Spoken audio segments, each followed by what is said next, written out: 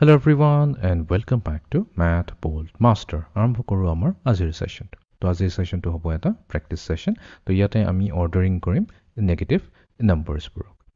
Okay. First question আমাক ইয়াতে চাৰিটা নাম্বাৰ দিছে 5 -2 0 আৰু 4 আমি লিষ্ট টু গ্ৰেটেষ্ট কৰিব দিছে।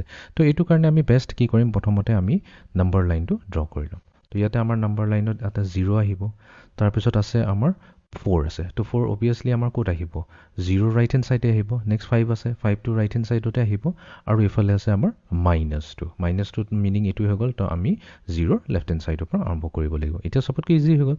এতিয়া যেহেতু আমাক লিষ্ট টু গ্ৰেটেষ্ট কৈছে আমি সদায় লেফট হ্যান্ড সাইডৰ পৰা ৰাইট হ্যান্ড সাইডলৈ যদি যাওঁ তেনেহলে আমি পাই যাওঁ লিষ্ট টু গ্ৰেটেষ্ট। সো তাৰ মানে আমাৰ আহিব -2 প্ৰথমতে আহিব তাৰ পিছত আহিব 0। তো আমি এটো এৰেঞ্জ কৰি লওঁ -2 প্ৰথমতে আহিব তাৰ পিছত 0 আহিব তাৰ পিছত 4 আহিব আৰু তাৰ পিছত 5 আহিব -2 0 4 5।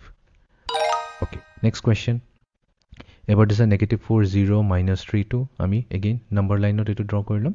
তো নাম্বাৰ লাইনত আমি লৈ লম ইয়াতে 0। তো নেগেটিভ এটা কাম কৰো পজিটিভ 2 লৈ লওঁ 2 এইখিনিত আহিব। তো আমাৰ আছে -3 তো -3 এইখিনি মানত আহিব আৰু এইখিনিত আহিব আমাৰ -4।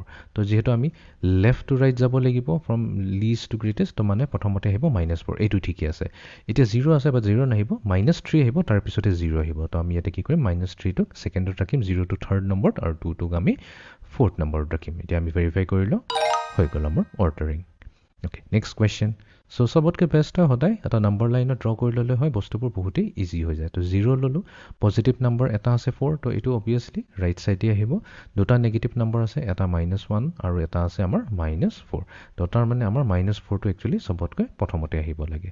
তাৰ পিছত আহিব -1 তাৰ পিছত 0 তাৰ পিছত আহিব আমাৰ 4। তো -4 -1 0 and 4 ম্যাচ হৈ আছে।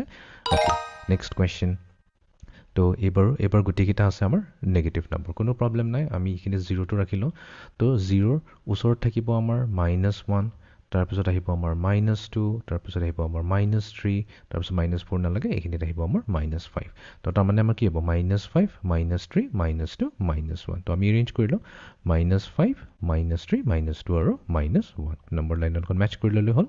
ওকে নেক্সট কোৱেশ্চন তো এবাৰ আছে আমাৰ নম্বৰ লাইনত 0 আছে তাৰ পিছত 0 ওচৰত থাকিব -1 তাৰ ইফাললৈ যদি যাওঁ আমি পাই যাম -3 and then -4।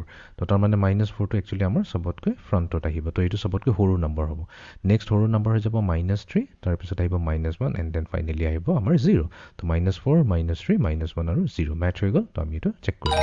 Okay next question তো এবাৰ আছে এটা নেগেটিভ নাম্বাৰ তো ঠিক আছে। তো আমি কি কৰিলো কিন্তু 0 টো ড্ৰ কৰিলো বিকজ ইজি হয় 0 থাকিলে। এইখিনি মানত থাকিব আমাৰ -2 এইখিনিত থাকিব আমাৰ 1 তো এইখিনি 2 3 এইখিনি মানত আহিব আমাৰ 4 আৰু এইখিনি মানত আহিব আমাৰ 5। তো তাৰ মানে প্ৰথমতে আহিব লাগে আমাৰ -2 ঠিকই আছে প্ৰথমত আছে -2 তাৰ পিছত আহিব আমাৰ 1 0 টো নাই 0 টো আমি নিজৰ ৰেফাৰেন্সৰ কাৰণে ললো তাৰ পিছত আহিব 1 তাৰ পিছত 4 and then 5।